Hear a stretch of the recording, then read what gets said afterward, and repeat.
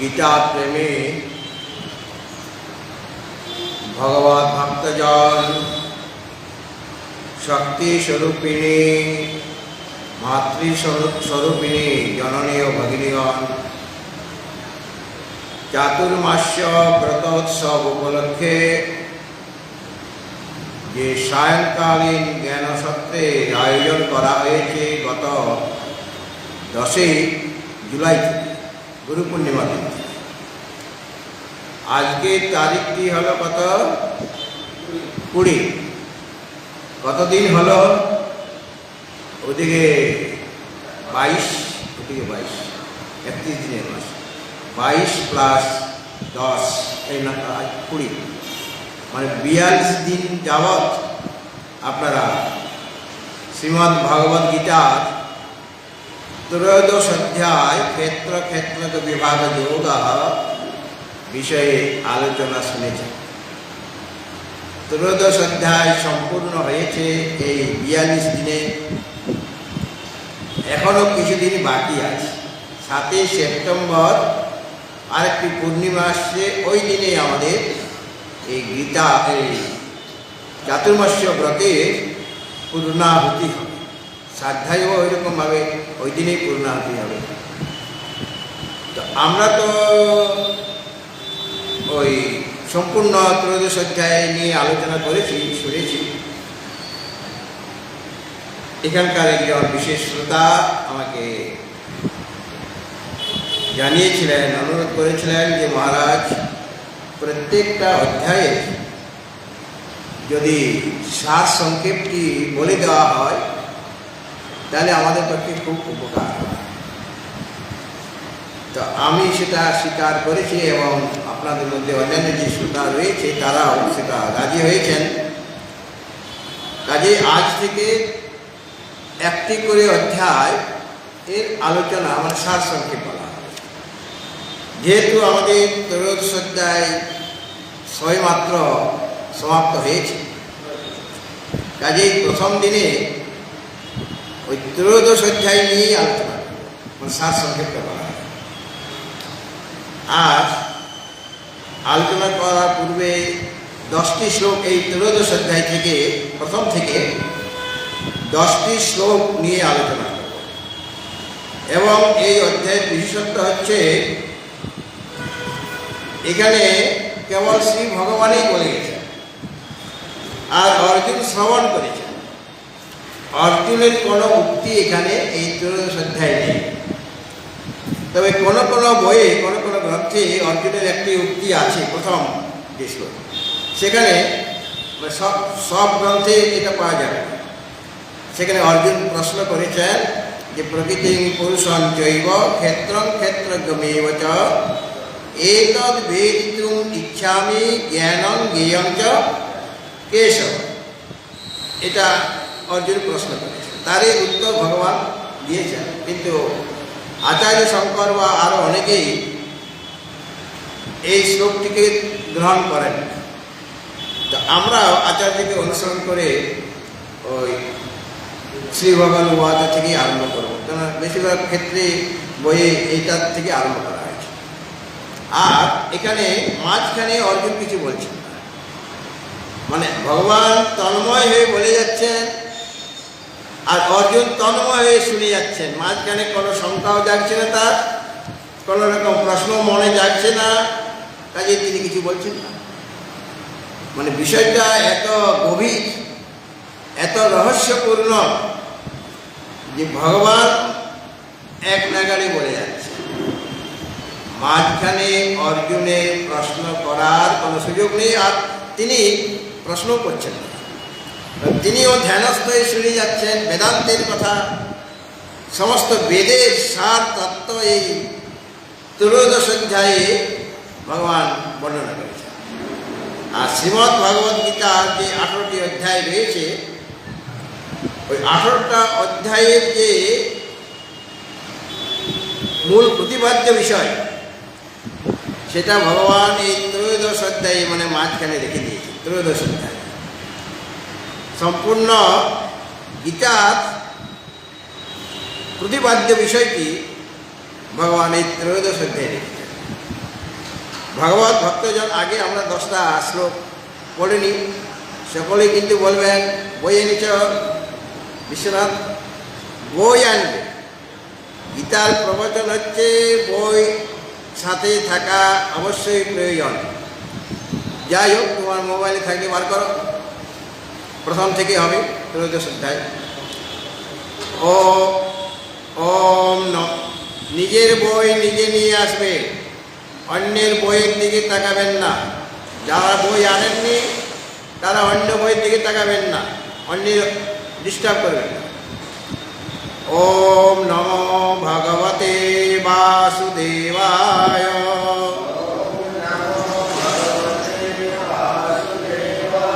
অথ শ্রীমদ্ ভগবদ্ গীতা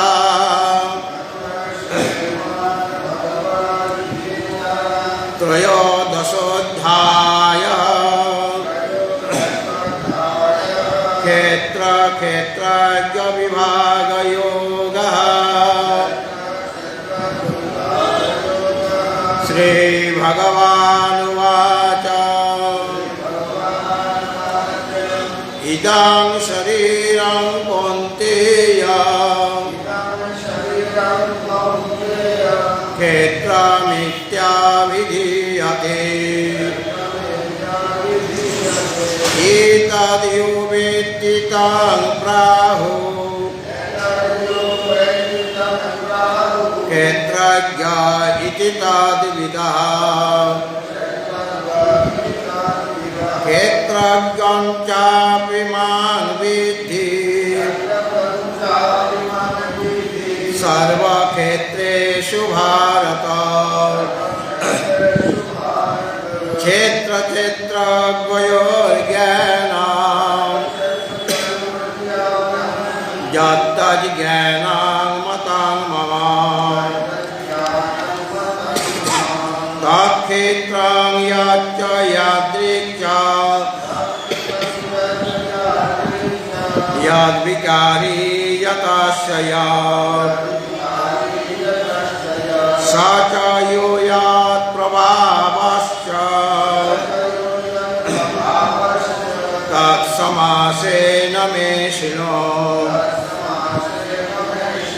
ঋষিभिर्बहुधा गीता ছন্দোभिर्विविधैः पृथक्।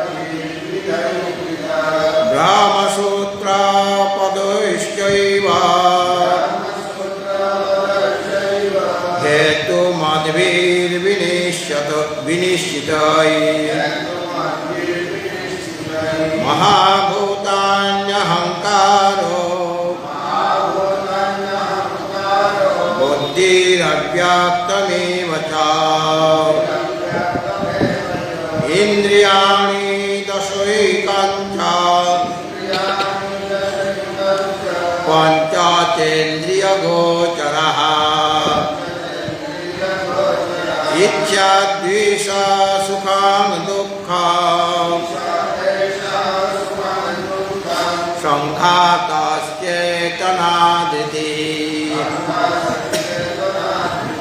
एतत् क्षेत्रं समासेन सविकारमुदाहृतम्।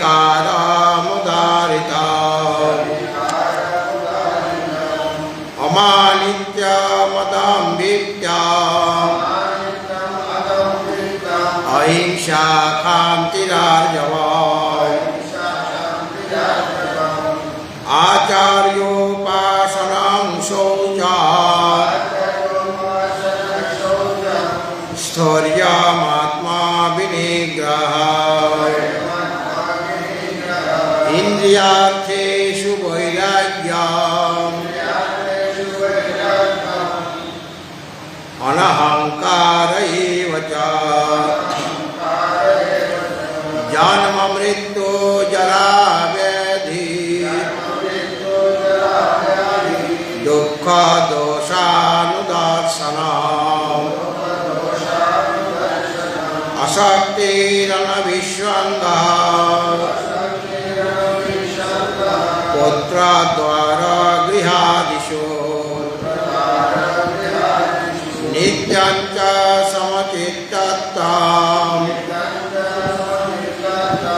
ইষ্টানিষ্ট পপাতিষু নিত্যান্ত সমচিত্ততা ইষ্টানিষ্ট পপাতিষু। ভগবত ভক্তজন, এই ত্রয়োদশ অধ্যায়ের আগে ভক্তিযোগ দ্বাদশ অধ্যায় আছে। এই মাঝখানে যে ত্রয়োদশ অধ্যায় মানে ক্ষেত্র বিভাগ যোগ, ভগবান এত কঠিন কথা এখানে কেন বললেন?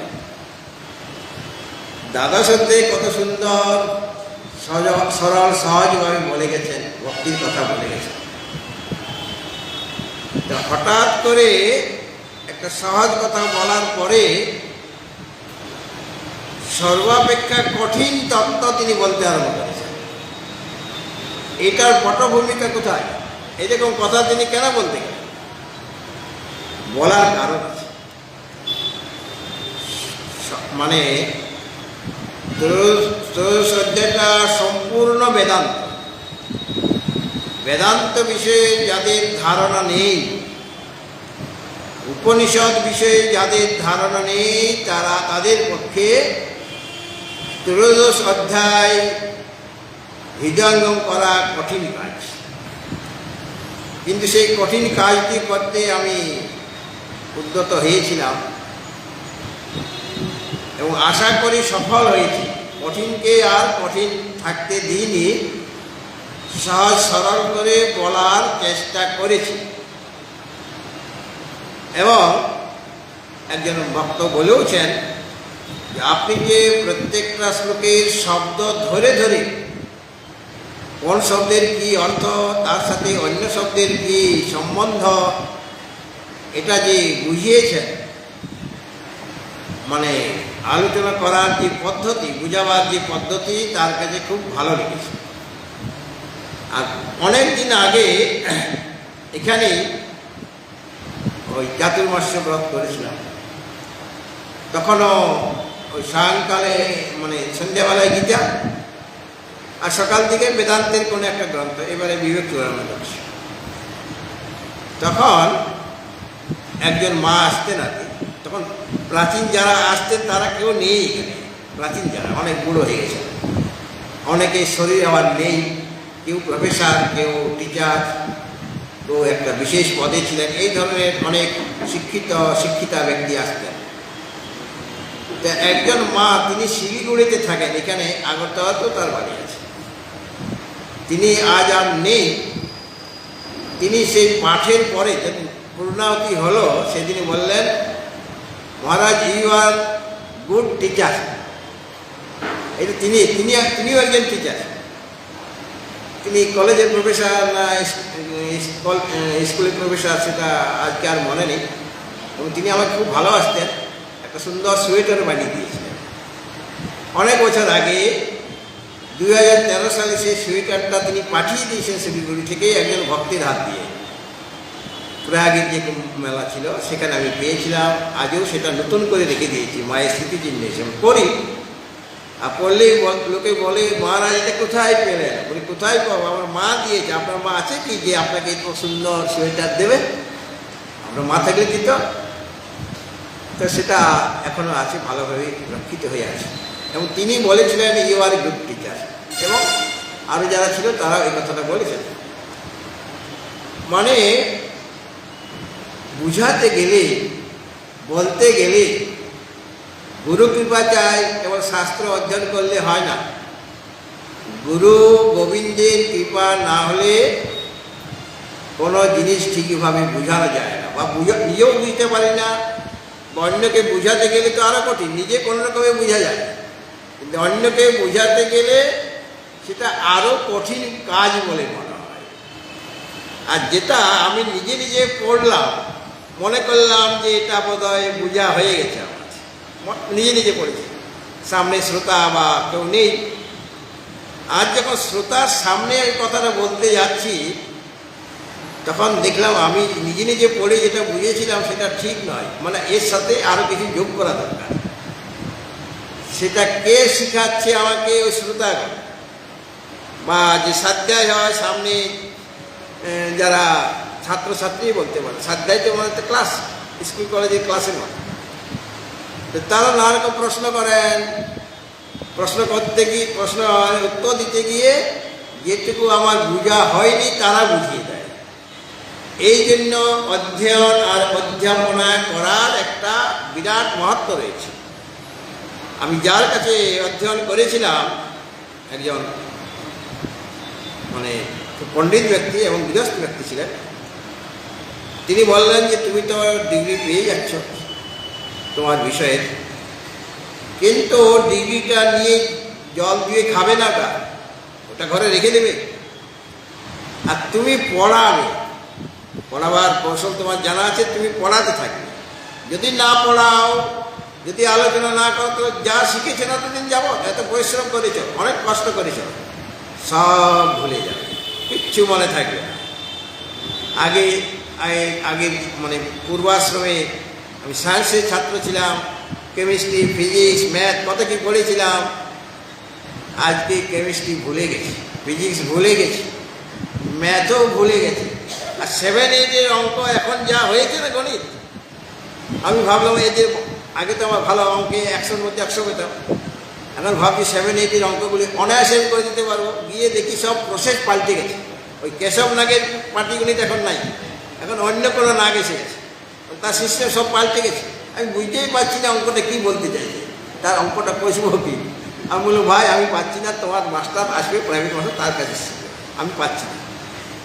মানে বারে বারে ওই সব কিছুর কৌশল পরিবর্তন হয়ে যায়।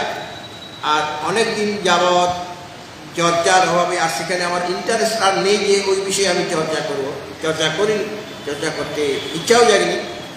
এখন চর্চা করার ইচ্ছা কি জাগে, বিশেষ করে গীতা, উপনিষদ, ব্রহ্মসূত্র, যে এটাকে বলা যে প্রস্থানত্রয়ী, এইগুলির প্রতি আমার খুবই আসক্তি আছে। এখানে ব্রহ্মসূত্র আমি একবার স্বাধ্যায় করেছিলাম এবং সেটা অনেকেই ভালোভাবে বুঝেছিলেন, প্রশংসিত হয়েছিলাম। তো এই 3টা জিনিসের প্রতি আমার বিশেষ আসক্তি আছে, যে গীতা ভালোভাবে বলবো যাতে সকলে বইতে পারে, গীতা মায়ের কল্যাণ যাতে সকলে লাভ করতে পারে। আর উপনিষদের আলোচনা আমি কলকাতায় থাকলে করি, বাঁকুড়াতে থাকলেও উপনিষদের আলোচনা করি। এখানেও একবার কঠোর উপনিষদ করেছিলাম, তারপরে আর আলোচনা আমি 2বার করেছিলাম কঠোর উপনিষদ। তো গীতা আমাদের মা, তার কৃপা লাভ করা দরকার। এই জন্য গীতা সকলের কাছে থাকবে ব্যাগের মধ্যে। অন্যের গীতা নিয়ে এসেছে, তার দিকে তাকিয়ে আমি চোখেও ব্যথা করব, আর দেখতেও পাবো না ভালো করে, ভুল ভাল বলবো। নিজের গীতা মাকে সাথে করে নিয়ে আসতে, একা ঘর থেকে বেরোতে নেই, মাকে সাথে নিয়ে আসবেন, কোনো বিপদ হবে না। কাজে আমরা একা নই, আমাদের সাথে গীতা মা আছেন। চলতে ফিরতে আমার পকেটে একটি গীতা থাকে, আপনারা গীতা রাখবেন। আর গীতাটা এত ভারী নয়, ব্যাগের মধ্যে তো আপনার সারা দুনিয়ার জিনিস রয়েছে, ব্যাগ খুব ভারী, আসল জিনিসটা আনা হয়নি, গীতাই আনা। আর ওটা খোঁজ করলে ব্যাগ যদি খুলে দেখেন, দেখবেন কত রকমের জিনিস, সেটা আমার জানা আছে কী কী জিনিস আছে, সেটা আর বলবো না। তো ভগবত ভক্তজন মানে মা তো সব বসে আছে, মাকে বকা যায়। মা কেন, মা তো আমাকে প্রথমে বাচ্চা বসে কথা বকেছে, তখন তো কিছু বলতে পারিনি, এখন বুড়ো হয়েছি, এখন মাদের একটুখানি বকে দিই, বাবাদেরও বকে দিই। কাজেই মাঝে মাঝে বকা ভালো, শরীরটা ভালো থাকে। এই যে জ্বর হয়েছে না, সর্দি কাশি লেগে আছে, মাথাটা ঘুরছে, এখনও মাথার যন্ত্রণা আছে, কিন্তু বকা যখন করলে শরীরে একটু শান্তি পাই, যে শরীরটা ভালো আছে। যাই হোক, দেখুন ত্রয়োদশ অধ্যায় এখানে একটা দুর্লভ তত্ত্বকে তিনি বলছেন, কঠিন তত্ত্বকে তিনি সেটাকে আলোচ্য বিষয় করেছেন। আত্মতত্ত্বের কথা এখানে বলবেন। আর সামনে যিনি রয়েছেন সেরকম যোগ্য ব্যক্তি, তাকে যোগ্য করা হয়েছে। ধীরে ধীরে অর্জুনকে হঠাৎ করে তিনি ত্রয়োদশ অধ্যায় মানে কঠিন তত্ত্ব সেটা অর্জুনকে বলেন নাই, বলছেন অনেকটা পরে, 12টা সোপান পার হওয়ার পর যে এখন অর্জুন অনেক কিছু শিখে গেছে, 12টা সিঁড়ি পার হয়ে গেছে, এখন বললে পর ও বুঝতে পারবে। কাজে এখন এই দুর্লভ মানে কঠিন যে তত্ত্ব, দুর্গেয় তত্ত্ব, দুর্লভ তত্ত্ব, সেটাকে ভগবান বলেন এখন বলার সময় হয়ে গেল। এর আগে তিনি বলেননি, বলেছেন খুব সহজ সরল করে বলে দিয়েছেন, আত্মতত্ত্ব বলেছেন তিনি, কিন্তু এখানে একদম আর বাইরের কিছু প্রবেশ করতে পারবে। কেবল বেদান্তের কথা, কেবল উপনিষদের কথা, ব্রহ্মসূত্রের কথা, বা অধ্যাত্ম রামায়ণ, অধ্যাত্ম রামায়ণের বেদান্তের কথা, যোগ বাসিষ্ঠ রামায়ণ, এই আমাদের মঠ চৌমনিতে পাওয়া যায়, তার যোগ বাসিষ্ঠ রামায়ণের যে সার, যোগ বাসিষ্ঠ সার, খুব বেদান্তের কথা বলা আছে। অষ্টাবক্র গীতা এখানে পাওয়া যাবে উদ্বোধনে, মানে মঠ চৌমনি, সেটাও বেদান্তের কথা বলা হয়। অধ্যাত্ম রামায়ণ রামের কথাই বলছেন, কিন্তু সেখানে বেদান্তের স্বরূপ অনেক বেশি, মানে বেদান্তের তত্ত্বটা সেখানে প্রতিপাদন করছেন। তার মানে আমাদের সমস্ত শাস্ত্র বেদান্তের প্রতিপাদ্য বিষয় যে জীব আর ব্রহ্মের যে একত্ব, সেটা নানাভাবে নানা কৌশলে বুঝিয়েছেন। মহাভারতের মধ্যেও সেই জ্ঞানের কথা আছে, অনেক কাহিনী আছে, অনেক যুদ্ধ আছে, কিন্তু তার মাঝেই গীতা পেয়েছে, সেখানে সব জীব আর ব্রহ্মের একত্রের কথা বলে দেওয়া হয়েছে। ভাগবতে দেখবেন সেখানেও জ্ঞানের কথা রয়েছে, ভক্তির কথা যেমন আছে, জ্ঞানের কথাও আছে। আপনি রামায়ণ, বাল্মীকি রামায়ণও আছে, আর অধ্যাত্ম রামায়ণ ব্যাসদেব রচিত, সেখানে বেশি করে বেদান্তের কথা বলা আছে। আর যোগবশিষ্ঠ রামায়ণেও মুনি বশিষ্ঠদেব তিনি ভগবান রামকে শোনাচ্ছেন, কাজে রামের যোগ্যতা সেই রকম আছে, তিনি অনায়াসে বুঝতে পারছেন। আর এখানে সংক্ষিপ্তভাবে বইটা পাওয়া যাচ্ছে, আপনারা সংগ্রহ করে নেবেন। অষ্টাবক্র গীতা একটা, তার অনুবাদ আছে। যোগ বাসিষ্ঠ সার বলবেন, রামায়ণ বলে বলবেন না, এটা আমাদের নাই, যোগ বাসিষ্ঠ সার আপনি পেয়ে যাবেন। আর অধ্যাত্ম রামায়ণ খুঁজতে গেলে আপনাকে কলকাতায় যেতে হবে, এখানে কোনো সেই ওরিয়েন্টাল হোক আর ওরিয়েন্টাল না, কোথাও পাবেন না, মানে সংস্কৃত বই তারা রাখেই না, তারা জানেই না এইরকম বই আছে বলে।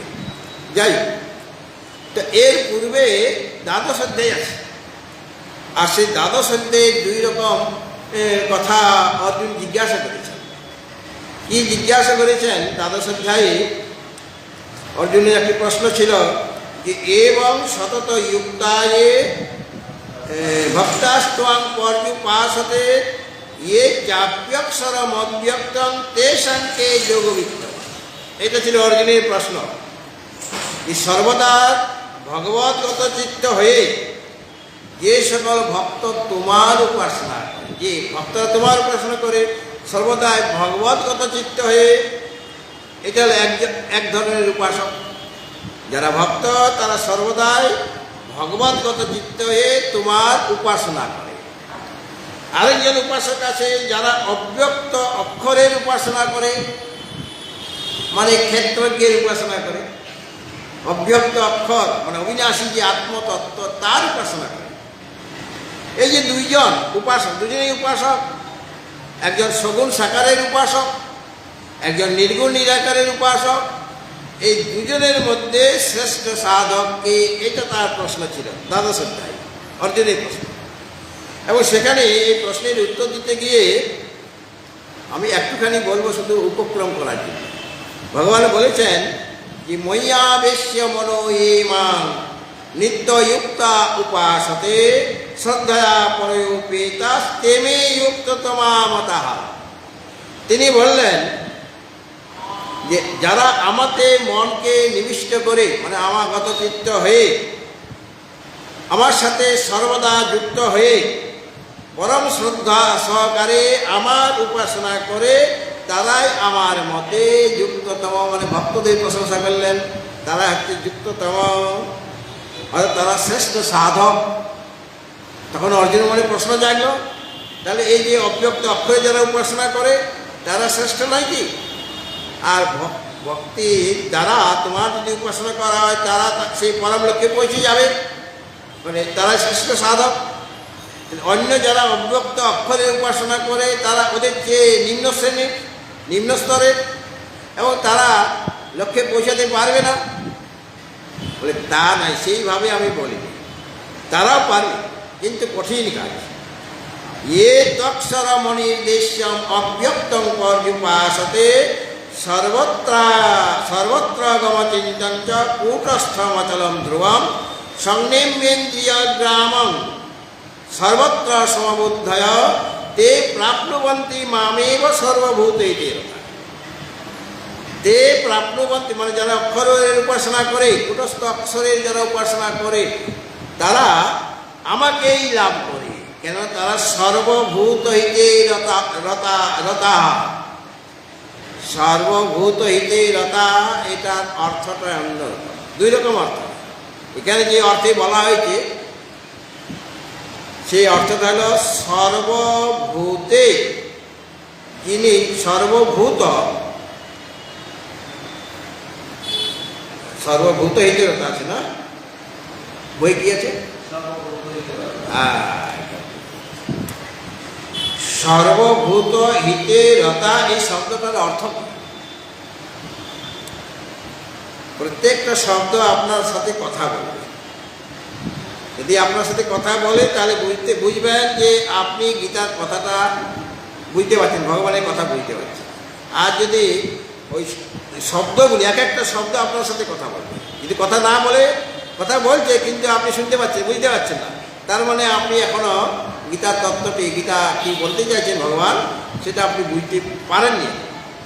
তো সর্বভূত হিতে রতা এই শব্দটার অর্থ কি? সমস্ত ভূতে মানে সমস্ত প্রাণীতে যিনি হিত আছেন, মানে নিহিত আছেন। হিত মানে নিহিত মানে আছেন। সর্বভূত হিতে, এখানে সব গোলমাল করে। সমস্ত ভূতে মানে সমস্ত প্রাণীতে যিনি হিত মানে নিহিত, মানে সমস্ত প্রাণী শরীরে যিনি অবস্থান করছেন, তাতেই যিনি কার মধ্যে সমস্ত প্রাণী, স্থাবর জঙ্গমাত্ম সমস্ত পদার্থ কার মধ্যে নিহিত আছে? পরমাত্মার মধ্যে। তাহলে সর্বভূত হিত শব্দের অর্থ হয়ে গেল পরমাত্মা। তাতে সর্বভূত হিতে, অর্থাৎ সেই পরমাত্মাতে, যে পরমাত্মা সমস্ত প্রাণীর মধ্যে হিত মানে নিহিত আছে। হিত শব্দের অর্থ মানে এখানে মঙ্গল নয়, হিত মানে নিহিত মানে আছেন। কে? পরমাত্মা সমস্ত ভূতের মধ্যে আছেন কিনা? তাতে যিনি যারা রতাহা, তাতেই যারা তৎপর হয়ে আছে, অর্থাৎ পরমাত্মার চিন্তনেই যারা রত হয়ে থাকে, তারাই তে প্রাপ্নুবন্তি মামেব, তারাই আমাকে লাভ করে। তে প্রাপ্নুবন্তি মামেব, তারা আমাকেই লাভ করবে, বেশি কোনো সন্দেহ নাই। কিন্তু অর্থটা অনেকে করেন যারা সমস্ত প্রাণীর মঙ্গলে রত, এখানে সেই অর্থটা নয়। সমস্ত প্রাণীর মঙ্গল তুমি কি করবে? তুমি সমাজ সেবা করবে, কিছু করবে, কিন্তু সেটা দরকার। কেননা বহুরূপে সম্মুখে তোমার ছাড়ি কথা খুঁজিছে ঈশ্বর, জীবে প্রেম করে যেজন সেই জন সেবিকে ঈশ্বর। সকল জীবের প্রতি প্রেম থাকা ভালো, কিন্তু সেটা সেই প্রেমটাও সীমিত হয়ে যাচ্ছে। আর এখানে যে প্রেমের কথা বলা হচ্ছে এটা অসীম অনন্ত প্রেম। সমস্ত ভূতের মধ্যে যিনি আছেন, তাতে যিনি রত হয়ে আছেন, লগ্ন হয়ে আছেন, সর্বদাই আত্মচিন্তনে মগ্ন হয়ে থাকেন। শ্রবণ মন নির্দেশ তদ বিষয়ই হচ্ছে। এমন যে ব্রহ্মনিষ্ঠ পুরুষের দ্বারা কি জগতের কল্যাণ হয় না? তিনি চুপচাপ আছেন, গিরি গুহায় বসে আছেন। এই আগরতলা থেকে অনেক দূরে গঙ্গোত্রী, কেদারনাথে বা কোনো গিরি গুহায় বসে রয়েছেন। তার প্রভাবটা এখান অবধি পৌঁছে যাবে, তার সামর্থ্য এখান অবধি পৌঁছে যাবে। তার যে ঐশ্বর্য তার লাভ হয়েছে, তার দ্বারাই আপনার কল্যাণ হবে। আপনাকে বস্ত্র দান করতে হবে না, অর্থও দান করতে হবে না, অন্নও দান করতে হবে না তাকে। কিন্তু তিনি এমন একটা জিনিস দান করছে, তার যে তপস্যা, তার যে সাধনা, তিনি যে আত্মচিন্তনে মগ্ন হয়ে আছেন, তার দ্বারাই সমস্ত বিশ্বের কল্যাণ হয়ে যাচ্ছে। কেবল একটা জায়গায় সমস্ত বিশ্বের কল্যাণ হয়ে যাচ্ছে। তারা বিরাট সমাজ সেবা করছে। সুতরাং এই যে অব্যক্ত অক্ষরে যে কথাটা তুমি জিজ্ঞাসা করলে অর্জুন, সেটা করা সকলের পক্ষে কঠিন। ক্লেশোধিকতেষাম অব্যক্তাসক্ত চেতসাম অব্যক্তাই গতির দুঃখং দেহ মদ্ভির অবাক্যতে। তোমাকে এর জন্য অনেক কষ্ট স্বীকার করতে হবে, কেননা যারা সর্বত্র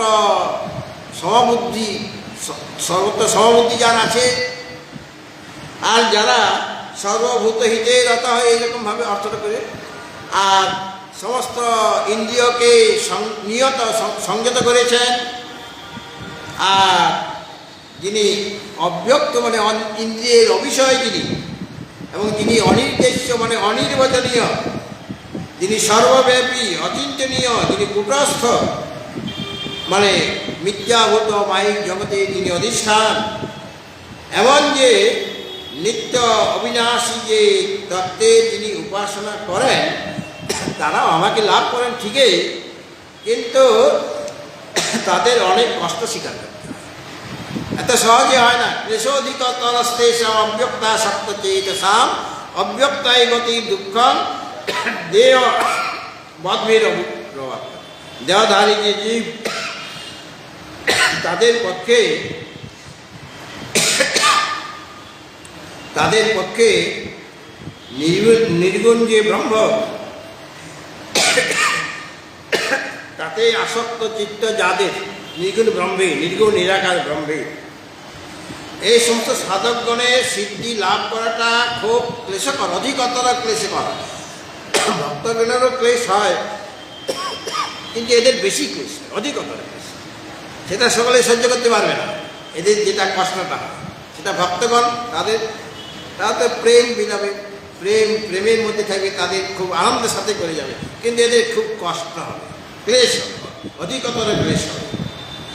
আর দেহধারীগণ অতি কষ্টে সেই নির্গুণ ব্রহ্ম বিষয়ে নিশ্চয় লাভ করে থাকে, এত সহজে হয়। বহুনাম জন্মনামন্তে জ্ঞানবান মাং প্রপদ্যতে বাসুদেব সর্বমিতি স মহাত্মা সুদূর। কাজে ভক্তরা আমার মতে শ্রেষ্ঠ, কিন্তু এরা পরম গতি লাভ করবেন, এরাও সেই আত্মতত্ত্বকে লাভ করবেন, কিন্তু অনেক কষ্ট স্বীকার করতে, এরকম কষ্ট সকলে স্বীকার করতে পারবে না। দেহধারী জীব এত কষ্ট স্বীকার করতে পারবে না। সুতরাং এই কারণে দ্বাদশ অধ্যায়ে যেটা সকলের কাছে করা সম্ভব, সেই ভক্তি যোগের কথা বলবেন। আবার বলতে গিয়ে ভক্তের যে লক্ষণ বলেছেন, মানে তোমাকে ওই অক্ষর অবিনাশী যে তত্ত্ব যেটা করা, মানে সেই তত্ত্বের উপাসনা করা খুব কঠিন কাজ, সেইটা যাতে তোমার কাছে কঠিন না থাকে।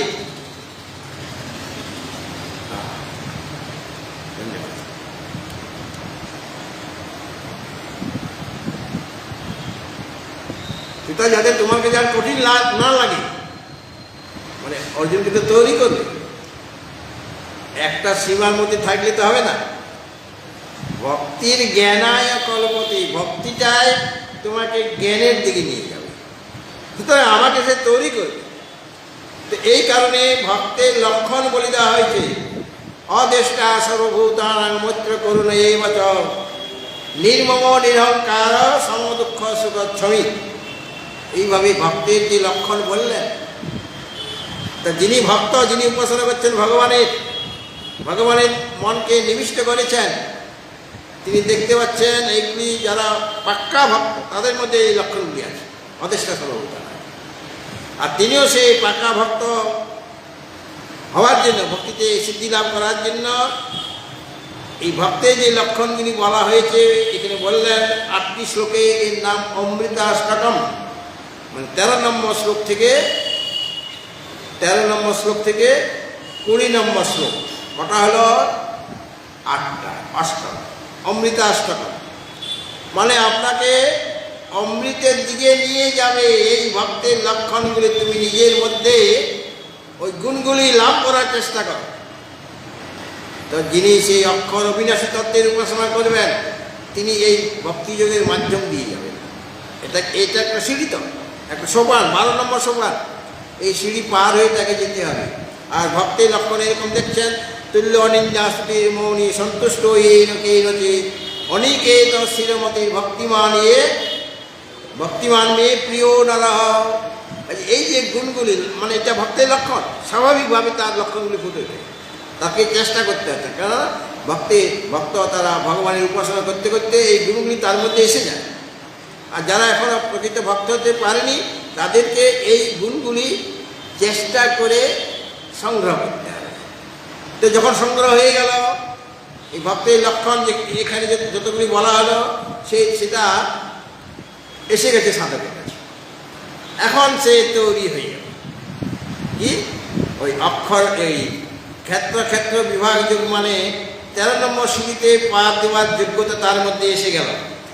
ঠিক আছে, এই কারণে দ্বাদশ অধ্যায়ের পরে এই কঠিন তত্ত্ব বলছেন, কেননা ভগবান জানেন যে আমি যে ভক্তির লক্ষণ বলেছি ওইগুলি তো আগে মানে ওই 12 নম্বর সিঁড়িতে তো পার হতে হবে। পার হতে গেলে যেমনভাবে আমরা 2 তলা 3 তলায় উঠে যাচ্ছি, ফটাফট সিঁড়ি পার হয়ে যাচ্ছি, আর বৃদ্ধ বয়সে হলে সিঁড়ি পার হতে গেলে যে সিঁড়িটি আমি 2 মিনিটের মধ্যে পার হয়ে যেতাম 10টা বা 12টা মনে করে শিখেছি, সেটা এখন 15 মিনিট লেগে যাচ্ছে। কেন? পায়ে ব্যথা, কোমরে ব্যথা, হাতে ব্যথা, লাঠিটা ধরবো যে লাঠিটাই পড়ে যাচ্ছে হাত থেকে। হ্যাঁ, তাহলে এরপর সে পাচ্ছে না। এই যে ধীরে ধীরে সোপান, সেই সোপানটা তোমাকে পার হতে হবে, অর্থাৎ ভক্তের লক্ষণগুলি তোমার নিজের মধ্যে আনতে হবে, তবে গিয়ে তুমি 13দশ অধ্যায়ের অধিকারী, ওটা শোনার অধিকারী তখন তুমি হবে। অর্থাৎ অধিকারী তিনি করে নিচ্ছেন, এখন ক্লেশ সহ্য করা তার ক্ষমতা এসে গেছে। ওখানে যে বলা হয়েছিল অক্ষর অবিনাশী তত্ত্ব, তার উপাসনা করতে গেলে সেটা খুব কষ্ট করবে, মানে দেহধারী জীবের পক্ষে সেটা খুব কষ্ট করবে। এখন সেই কষ্ট সহ্য করার ক্ষমতা এসে গেছে তার। হ্যাঁ, কাজে ভগবান কৃপা করে তাকে 13দশ অধ্যায়ে কঠিন জিনিসটা বলছেন। কাজে এটা জানতে গেলে সেই রকমভাবে আপনি তৈরি হয়ে এসেছেন দ্বাদশ অধ্যায় থেকে, আপনার মনটা সেই রকমভাবে তৈরি হয়েছে, আপনার বুদ্ধি সেই রকমভাবে তৈরি হয়েছে। এখন ভগবান যা বলবেন সেটাই আমি ফটাফট বেরিয়ে যাবো। হ্যাঁ, তাই না? এই জন্য দ্বাদশ অধ্যায়ের পরে একটা কঠিন তত্ত্ব ভগবান বলার জন্য প্রস্তুত হয়েছেন, আর অর্জুন শোনার জন্য প্রস্তুত হয়েছেন, আর সে তো যোগ্য হয়ে গেছে। দ্বাদশ সোপান তিনি পার করেছেন, কাজে মাঝখানে তিনি কোনো প্রশ্ন করছেন না, কেননা এটা একটা গভীর রহস্য। যে মাঝখানে প্রশ্ন করলে ভগবান যে বলছেন সেটা বলার খেইটা কেটে যাবে, খেই জানা তার যে ধারাটা প্রবাহটা কেটে যাবে, এটা অর্জুন জানে। এই জন্য মাঝখানে তিনি কোনো প্রশ্ন করছেন না, আর অর্জুনের মনে কোনো রকম শঙ্কাও জাগছে না। এমনভাবে তিনি বলছেন যে শঙ্কা করার কোনো প্রশ্নই নাই, সমস্ত শঙ্কাকে তিনি পূর্ণ করতে করতে এগিয়ে চলছেন। কেননা তিনি জানেন অর্জুন কথা বললে আমার ডিস্টার্ব হবে, কারণ এটা গভীর তত্ত্ব, এবং তিনি খুব প্রাঞ্জল ভাষায় বলে যাচ্ছেন, গম্ভীর ভাষা, গম্ভীর অথচ প্রাঞ্জল ভাষায় বলে যাচ্ছেন। তো এখানে যে 34টি শ্লোক আছে সেখানে এরকমভাবে বিভাগটা করা হয়েছে যে 1 থেকে 6 এখানে ক্ষেত্র আর ক্ষেত্রজ্ঞের কথা, ক্ষেত্রজ্ঞ মানে যে জীব, যিনি সমস্ত ক্ষেত্রে রয়েছেন, আর ক্ষেত্র মানে যে শরীর, ইদং শরীরং কন্তেয় ক্ষেত্রমিত্য বিধীয়তে এতজ্জো ব্যক্তি তং প্রাহু ক্ষেত্রজ্ঞেতি তদ্বিদ। তাহলে ক্ষেত্র আর ক্ষেত্রজ্ঞের কথা বলা হয়েছে এই 1 থেকে 6 নম্বর শ্লোক পর্যন্ত তিনি ক্ষেত্র আর ক্ষেত্রজ্ঞের কথা বলছেন, আর মানে সংক্ষেপে বলছেন, তারপরে আবার ডিটেলস করবেন। আর ক্ষেত্রজ্ঞং চাপি মাং বিদ্ধি সর্বক্ষেত্রেষু ভারত ক্ষেত্র জ্ঞানং যত জ্ঞানং মতং মম। এইভাবে 1 থেকে 6 নম্বর শ্লোক অবধি তিনি ক্ষেত্র আর ক্ষেত্রজ্ঞের কথা বলেছেন। আর 7 থেকে 11, এই 7 থেকে 11 হলো 9টি শ্লোক, না 7 থেকে 11 মানে 5টি শ্লোক, তাই না? 7 থেকে 11 কত? হ্যাঁ, 5টা। এই 5টা শ্লোকে কি বলেছেন ভগবান? জ্ঞান লাভ করার সাধন বলেছেন। কেননা এখন কঠিন তত্ত্ব বলবেন ভগবান, সেইটা লাভ করতে গেলে, যোগ্যতা অর্জন করতে গেলে তোমার কিছু সাধনের প্রয়োজন। ভক্তের যে লক্ষণ সেটা তার সাধন হয়ে গেছে, সেই জোরে তিনি 13দশ অধ্যায়ে মানে 13দশ সোপানে তিনি পা রেখেছেন। এখন এই ত্রয়োদশ অধ্যায় থেকে পার করার জন্য আরও যে যোগ্যতা দরকার, জ্ঞানের সাধন, জ্ঞান লাভ করার উপায় যেটা তোমার মধ্যে থাকতে হবে, সেইটা তিনি বললেন 7 থেকে 11 নম্বর। সেটা জ্ঞানের লক্ষণ, মানে জ্ঞান লাভ করার যে সাধন, জ্ঞানের লক্ষণ নয়। যদিও বলছে এই সব জ্ঞান, যে ওখানে বলা হয়েছে অমানিত্যম অদম মিত্যম, এখান থেকে শুরু হয়েছে অমানিত্যম অদম মিত্যম অহিংসা ক্ষান্তি রাজবম আচার্য উপাসনম শৌচম শৌর্যম আত্ম বিনিগ্রহ। আর 11 নম্বর শ্লোকে বলেছিলেন যে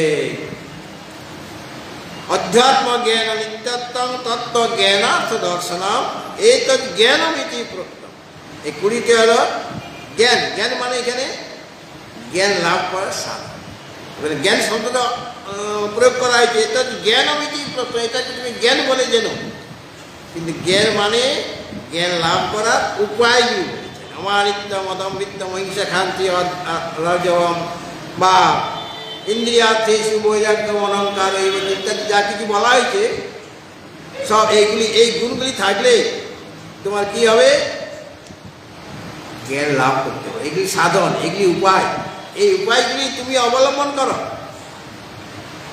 তুমি একটা সর্বশ্রেষ্ঠ জিনিস পেতে চাইছো, তো সেরকমভাবে তোমাকে পরিশ্রম করতে হবে। খুব ভালো জিনিস, এই জগতে বিশ্ব প্রপঞ্চের সর্বাপেক্ষা শ্রেষ্ঠ জিনিস লাভ করতে চাইছো, তোমাকে সেই রকমভাবে তৈরি হতে হবে। তুমি একজন ইউনিভার্সিটিতে প্রিন্সিপাল হতে চাইছো, আর তোমার পড়াশোনা কি আছে? স্কুলে ভালোভাবে পড়াশোনা করো নাই, কলেজেও কোনোরকমভাবে পাস করেছো, ইউনিভার্সিটিতেও কোনোরকমভাবে পাস করে সেই ডিগ্রি নিয়ে তুমি ইউনিভার্সিটির প্রিন্সিপাল হতে পারবে কি? তার জন্য ডক্টরেট করতে হবে, ভালোভাবে প্রথম থেকে পড়াশোনা করলে তবে গিয়ে সে ইউনিভার্সিটির প্রিন্সিপাল হতে পারে। তার সেইরকম যোগ্যতা আসবে, হঠাৎ করে আসবে।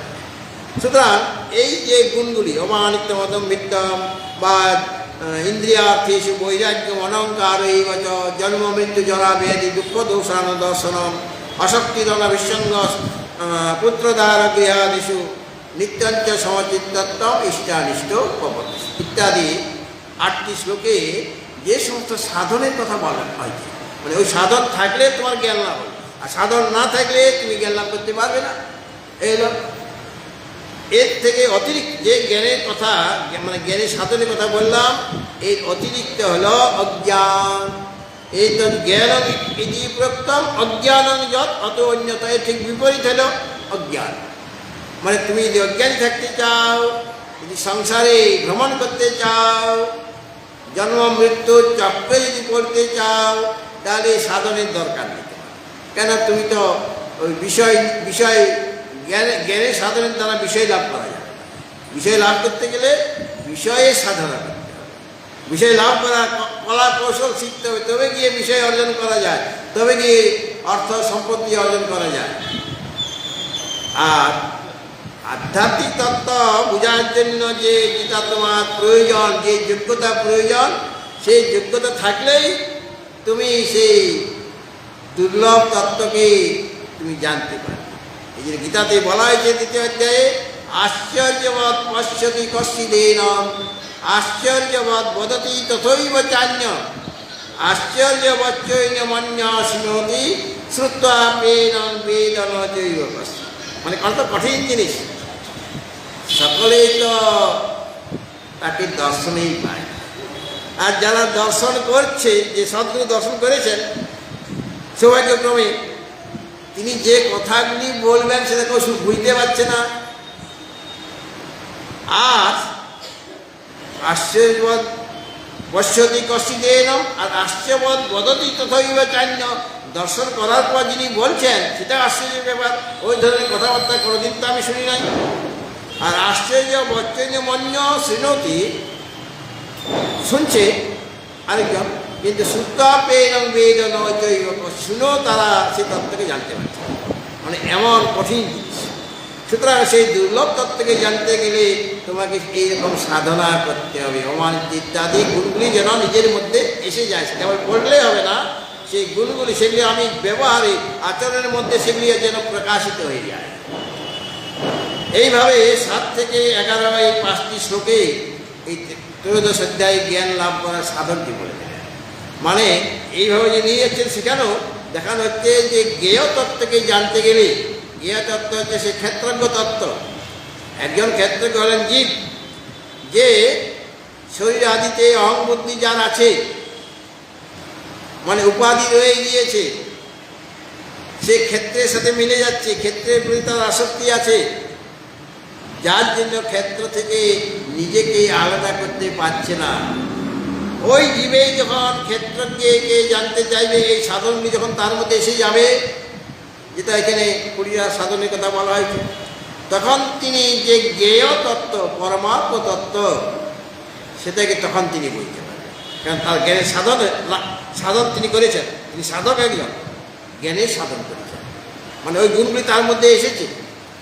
তখন তিনি ওই জ্ঞেয় যে তত্ত্ব, যদ্গত্বা অমৃতম অশ্নুতে, এখানে বলা হয়েছে যে জ্ঞেয় তত্ত্বের কথা বলতে গিয়ে ভগবান বলেছেন জ্ঞেয়ং যত্তৎ প্রবক্ষ্যামি যদ্গত্বা অমৃতম অশ্নুতে অনাদিমৎ পরং ব্রহ্ম নশত তন্নাশত। এই যে জ্ঞেয় ব্রহ্ম, তাকে জানলে পরে মানে শুধু আমি শুনলাম এটাই জানা হলো না, সেটাকে অনুভব করা, সেটাকে উপলব্ধি করা। যদি সে কেউ উপলব্ধি করে তাহলে অমৃতম অশ্নুতে এসে অমৃত লাভ করে, মানে আর মৃত্যু হবে না, অমৃত। স্বর্গের দেবতারা অমৃত পান করেন, তারা কি মারা যায় না? স্বর্গের দেবতাগণ তারা প্রতিদিনই অমৃত পান করছে।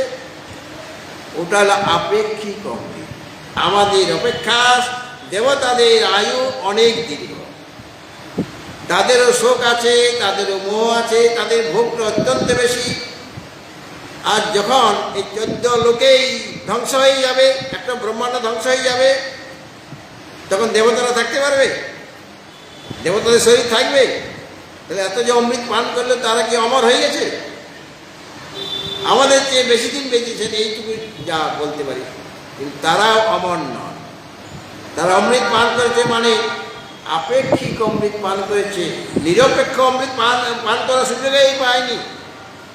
যদি সেই আত্মতত্ত্বকে অনুধাবন না করা, উপলব্ধি না করে, তাহলে প্রকৃত অমৃত পান হলো না। অমৃত পান কারা পান করছেন? যারা সেই দুর্লভ তত্ত্ব, অক্ষর যিনি অবিনাশী অব্যয় স্বরূপ, যিনি নির্গুণ নিরাকার, যিনি অমৃত স্বরূপ, যিনি অজর অমর অভয়, তার কোনো জরা নেই, তার কোনো ব্যাধি নেই, তার কোনো পাপ পুণ্য নেই, অশরীরং ভাব সন্তগ্ন প্রিয়া প্রিয়ে পিশত, তার কোনো শরীর নাই, স্থূল শরীর, সূক্ষ্ম শরীর, কারণ শরীর থেকে তিনি সম্পূর্ণরূপে ভিন্ন। কাজে তার যে রূপটা, তিনি অজর, তার কোনো জরা নেই, কোনো ব্যাধি নেই। সংসারে থাকতে গেলে শরীর আছে আমার, শরীরটা একদিন শীর্ণ হবে, জীর্ণ হবে, কিন্তু যিনি তাকে জেনেছেন তিনি আর জীর্ণ হবেন না, তার কোনো জরা থাকবে না, কোনো ব্যাধি থাকবে না, কোনো রোগ থাকবে না। হ্যাঁ, আমরা তো দেখেছি মহাপুরুষদের রোগ হচ্ছে, স্বামী বিবেকানন্দের রোগ হয়েছিল, ঠাকুর শ্রীরামকৃষ্ণের রোগ হয়েছিল, আরও অনেক অনেক মহাপুরুষ, তাদের রোগ হচ্ছে। আপনি বলছেন রোগ নাই, ওই রোগটা কার হয়েছে? শরীরের। কিন্তু তিনি তো ব্রাহ্মী স্থিতি তার হয়েছে, ব্রহ্মে তিনি তার নিষ্ঠা মানে স্থিতি, শরীর থেকে তিনি সম্পূর্ণরূপে নিজেকে ভিন্ন বলে মনে করেন। এই জন্য তার কোনো প্রিয়ও নাই, অপ্রিয়ও নাই, মানে কোনো সুখ বা দুঃখ, কোনো প্রিয় বা অপ্রিয় তাকে স্পর্শ করতে পারবে না। না, এই অশরীরং বা সন্তগ্ন প্রিয়া প্রিয় বিষয়। আর যিনি সশরীর, যার শরীরে এখন অভিমান আছে, এই শরীরটা আমি থাকি বাঁশবাজারে কিনা, আমি বাঁশবাজারে থাকি, ওখানে বিরাট আমার বাসের ব্যবসা আছে। তো এই যে আমার অভিমান, কে বাসের ব্যবসাটা কে করছে? তুমি করছো না, তোমার শরীর, তোমার ইন্দ্রিয়, তোমার মন বুদ্ধি করছে। তুমি শরীর থেকে ভিন্ন, তুমি ইন্দ্রিয় থেকে ভিন্ন, মন থেকে ভিন্ন, বুদ্ধি থেকে ভিন্ন। তুমি শুদ্ধ চৈতন্য স্বরূপ আত্মা। এইরকম ভাবে যখন দেখবো, তখন কি আমার কোনো ব্যবসা আছে? না আমি খাই, না পড়ি। ছয়টা তরঙ্গের কথা বলা হয়েছে শাস্ত্রে। তরঙ্গ মানে উর্মি, উর্মি জানো তো? উর্মি মালা, একটার পর একটা তরঙ্গ আসছে। উর্মি শব্দের অর্থ তরঙ্গ। তরঙ্গ তো একটা নয়, সমুদ্রের তরঙ্গ মানে মালা, পর্বত মালা আমরা যেমন বলি, একটা পর্বতের পর আরেকটা পর্বত। আপনারা যারা উত্তরকাশী বা গঙ্গোত্রীতে গিয়েছেন, একটা পর্বত পার হচ্ছেন তো আরেকটা পর্বত সামনে উপস্থিত, তারপরে ওঠার পরে আরেকটা পর্বত। সেইভাবে আপনি সব পর্বত, এমনভাবে রাস্তা তৈরি করা হয়েছে, আপনি সব পর্বত পার হয়ে উত্তরকাশীতে পৌঁছে গেলেন, গঙ্গোত্রীতে পৌঁছে গেলেন, কেদারনাথে পৌঁছে গেলেন। হ্যাঁ, তরঙ্গমালা, সমুদ্রে উর্মি মালা, উর্মি উঠছে, তরঙ্গ উঠছে। তো আমাদের তরঙ্গ উঠলেও সেটা তো গঙ্গা, সেটা সমুদ্র ছাড়া তো সেটা কিছুই না, সেটা জলে। আমাদের মধ্যে ছয়টা তরঙ্গ আছে। কি কি সেই তরঙ্গ, কি কি সেই উর্মি মালা? না, প্রথম হলো জরার ব্যাধি, এর দুইটা উর্মি। এই দুটাকে আমরা খুব বেশি ভালো মানে ভয় করি। আমরা কেউ জরাগ্রস্ত হতে চাই না। সব সময় আমার চুলগুলি একদম কালো হয়ে থাকুক। আর ছোটোবেলায় যেমন ঢেউ খেলানো তরঙ্গ ছিল এই চুলের মধ্যে, চুলের মধ্যে তরঙ্গ। সমুদ্রে যেমন তরঙ্গ হয়, চুলের মধ্যে তরঙ্গ, এদিকে তিনটা, এদিকে একটা। সেই তরঙ্গযুক্ত যে চুল আজ কোথায় গেল? সেটা সাদা হয়ে গেল, সেটা ঊষর মরুভূমি হয়ে গেল।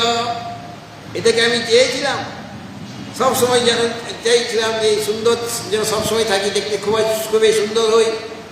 আমার যেন কোনো রকম এখন হাত পা কাঁপে, এটাকে আমি চাইছিলাম যে আমার হাত পা কাঁপো। একটা সিঁড়ি পার হতে আমার দম বেরিয়ে যাচ্ছে, দোতলে উঠতে হচ্ছে। তো কোনো রকম সিঁড়ি একটাতে লাঠি ধরেছি, আর এক হাতে ওই হ্যান্ডেলটা ধরেছি। দুইটা হাত আশ্রয় করে কোনো রকমভাবে ধীরে ধীরে ধীরে চলছে। এই জড়াকে কেউ চায়? কিন্তু জড়া তো তোমার আসবে, আর ব্যাধিও আসবে।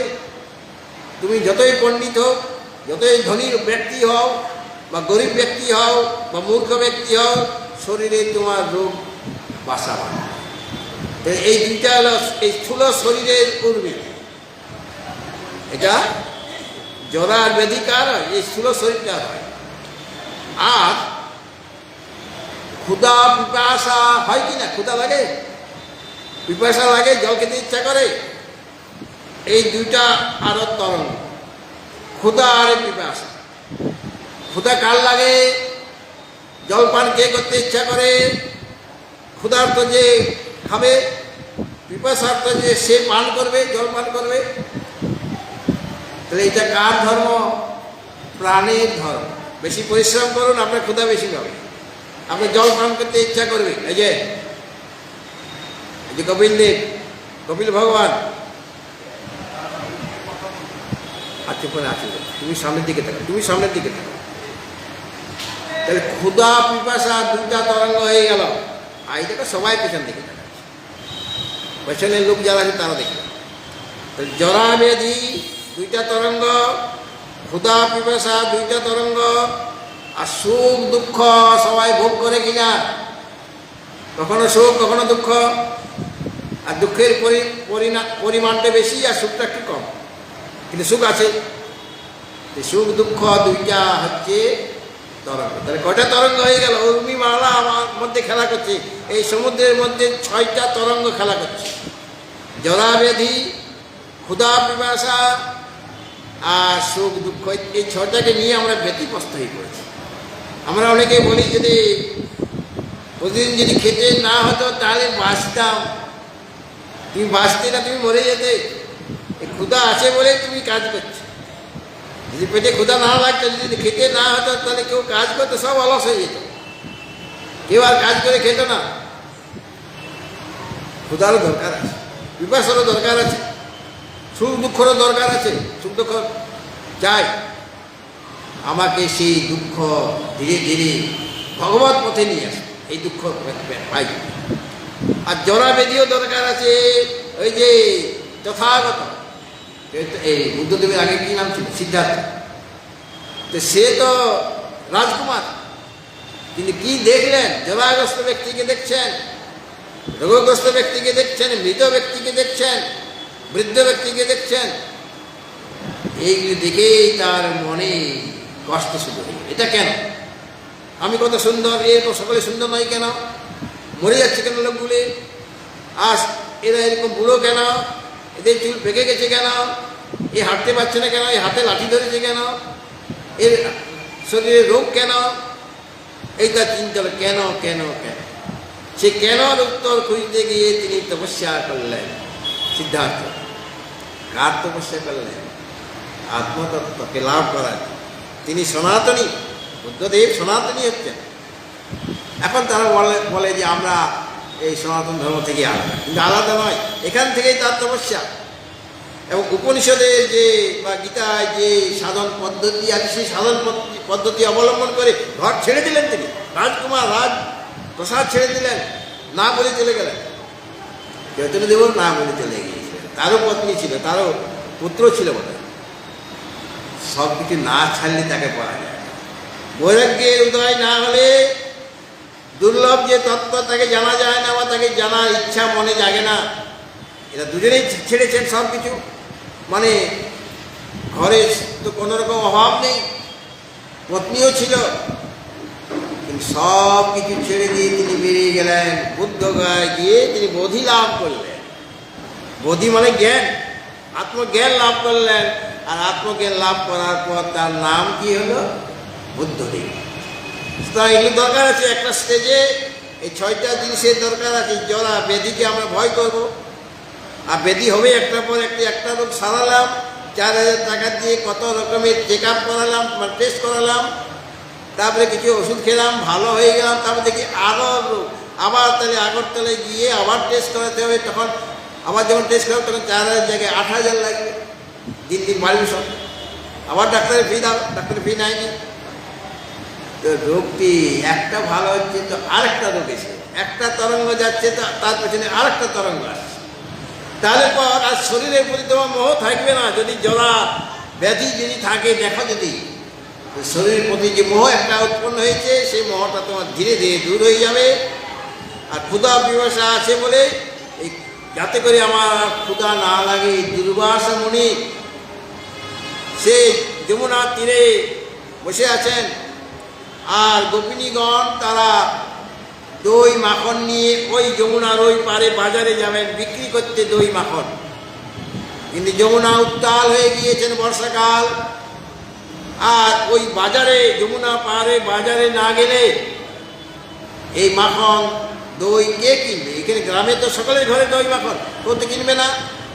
তাহলে পর আমার তো সব দই মাখন নষ্ট হয়ে যাবে। অনেকেই গোপিনীগণ তারা দুধ মাখন নিয়ে বিক্রি করার জন্য যাচ্ছেন।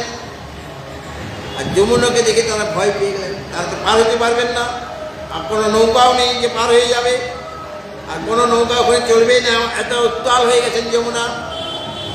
দেখলেন দুর্বাসা, তাকে গিয়ে বলছেন যে আমরা তো খুব বিপদে পড়েছি, আপনি একটা উপায় করুন না। বলে ওসব পরে হবে, আমার ক্ষুধা পেয়েছে এখন। তোমাদের কাছে কি আছে? খাওয়ার কিছু জিনিস আছে? বলে হ্যাঁ আমার কাছে দই আছে, মাখন আছে, মানে অনেকের কাছে আছে। বলে আমাকে আগে খাওয়াও। অনেকেই নিয়ে গিয়েছে, সকলের কাছ থেকে প্রায় শেষ করে দিচ্ছে। আর বেশি কিছু নেই, অর্ধেকটা করে খেয়ে দিচ্ছে। মানে বাজারে যে যে কটা যতখানি জিনিস নিয়ে গিয়েছিলেন তারা, তার অর্ধেক দুর্বাসন নিয়ে খেয়ে নিলেন। তারপরে একটা ঢেকুর তুললেন। আজকে খুব ভালো লাগছে আমার। বলে কি বলছিলে বলো? বলে আমরা যমুনা মাকে পার করে ওই পারে যাব, আপনি একটু কৃপা করুন। হ্যাঁ তোমরা পার হয়ে যাবে, পার হয়ে যাবে। বলে কীভাবে পার হবো? বলে আমি যমুনা মাকে বলে দিচ্ছি, তার সাথে আমার যোগাযোগ আছে।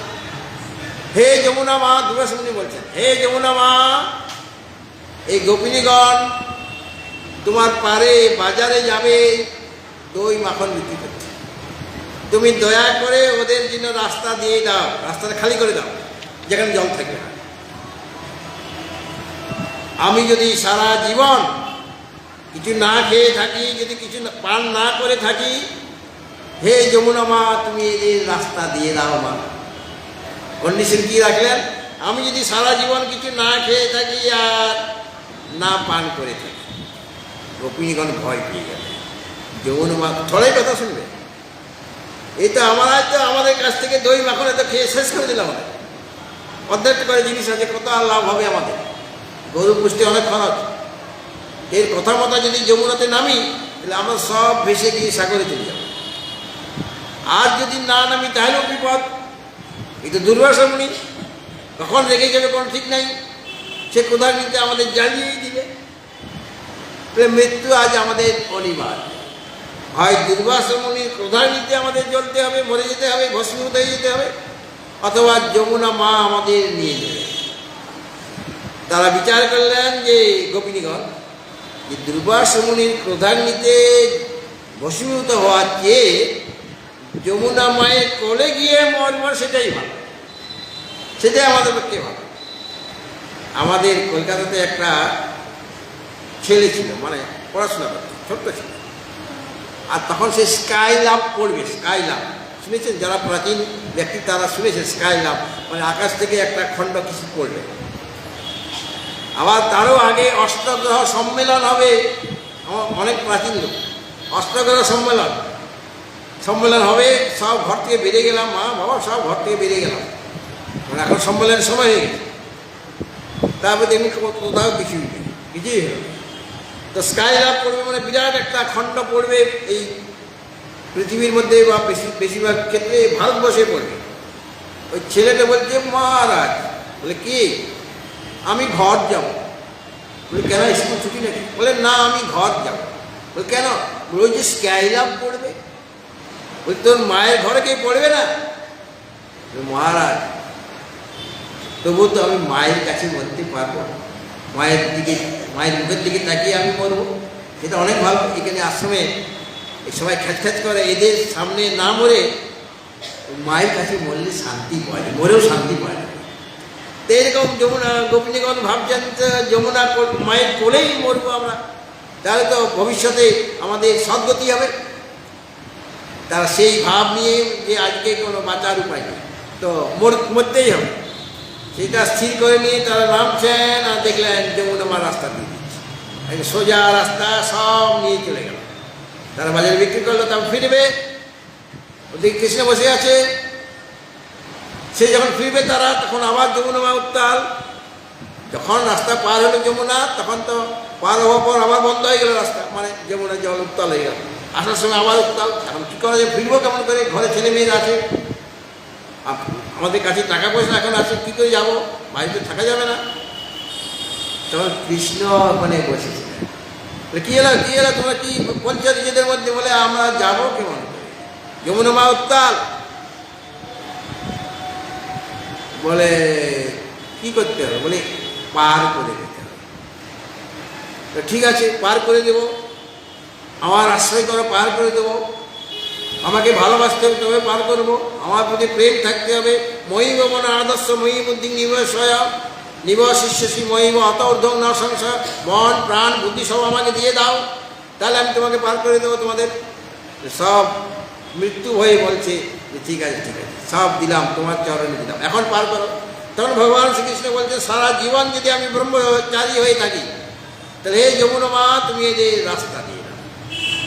গোপিনীগণ তো সব জানে বেটা ব্রহ্মচারী বটে, এই কত যে প্রেমিকা আছে তার কোনো ঠিক নাই, সাধারণত আছে। এছাড়া আরো ললিতা বিশাখা কত কি আছে।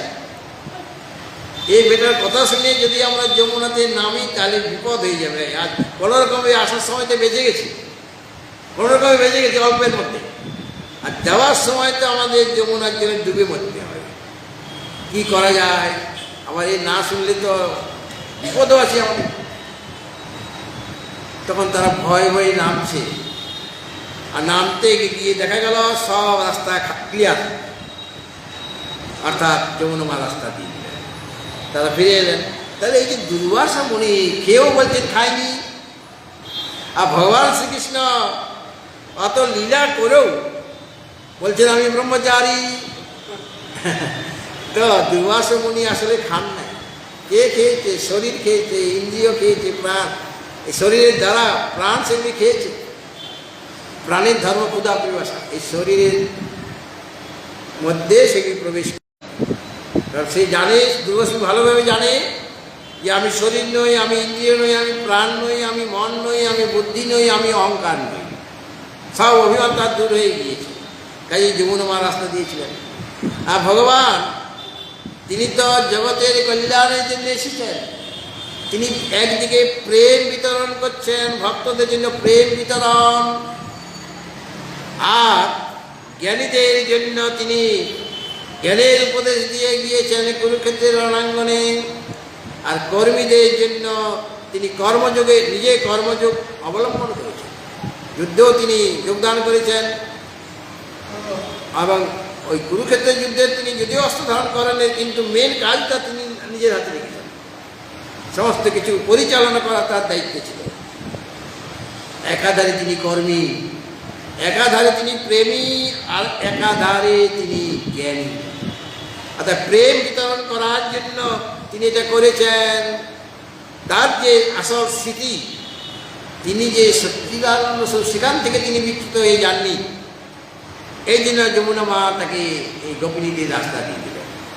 সুতরাং এই যে 6টা উর্মি, মালা, জরা ব্যাধি, ভূত পিপাসা আর সুখ দুঃখ, এগুলি তোমার নয়। তোমার ক্ষুধাও লাগেনি, তোমার পিপাসাও নেই, তোমার সুখ নেই, তোমার কোনো দুঃখ নেই, তোমার কোনো জরা নেই, তোমার কোনো ব্যাধি নেই। তুমি তো চিদানন্দ রূপ শিবোহম শিবোহম। তুমি তো সেই ক্ষেত্রজ্ঞ স্বরূপ, তুমি তো পরমাত্মা স্বরূপ। পরমাত্মা কি কোনো ক্ষুধা পিপাসা আছে নাকি জরা ব্যাধি? সর্বদা এক রূপে থাকে, তার কোনো মধ্যে কোনো বিকার নেই, কাজে জরাও নেই, কোনো ব্যাধিও নেই। ব্যাধি থাকতে গেলে শরীর থাকতে হবে, তার তো কোনো শরীর নেই, তাহলে ব্যাধি আসবে কোথা থেকে? আর তার ক্ষুধাও নেই, পিপাসাও নেই। কে খাবে? যদি শরীর থাকে, শরীরে প্রাণ থাকে, তবে ক্ষুধা পিপাসা। আর যদি শরীর থেকে আমি আলাদা, তাহলে ক্ষুধা পিপাসা, এই যে জল পান বা খাওয়া, যে কে করছে? প্রাণের ধর্মটা। তুমি তো প্রাণ নও। আর সুখ দুঃখ হল অন্তঃকরণের ধর্ম। সুতরাং সুখ দুঃখ মন ভোগ করছে, মনের সুখ হচ্ছে, মনের দুঃখ হচ্ছে। তোমার কি হচ্ছে? তোমার কিছুই হচ্ছে না। তোমার সুখও নেই, তোমার দুঃখও নেই, কেন ওগুলি থেকে তুমি সম্পূর্ণরূপে ভিন্ন। এই তত্ত্বটি এখানে দেখানো হবে যে ক্ষেত্র থেকে তুমি ক্ষেত্র থেকে সম্পূর্ণরূপে ভিন্ন। ভগবত ভক্ত যাও, একদিনে একটা অধ্যায় বলা যাবে না শাস্ত্র, কেননা এখানে যে নিহিত ভাবটি সেটা আপনাদের কাছে তুলে ধরতে হবে। এই জন্য ত্রয়োদশ অধ্যায় যেহেতু ভালোভাবে পড়া হয়েছে, আপনাদের শোনা হয়েছে, এই জন্য প্রথমেই আমি আপনাদের কাছে এই ত্রয়োদশ অধ্যায়ের শাস্ত্রকে বলছি। সবটা বলা হয়নি, এখনও আসলে পৌঁছায়নি। তো এখানে আরও কিছু বলার আছে আমার এই বিষয়ে, সেগুলি আমি আপনাদের আগামীকাল। এখন গীতাময়ের আরতি হবে, তারপর ভজন।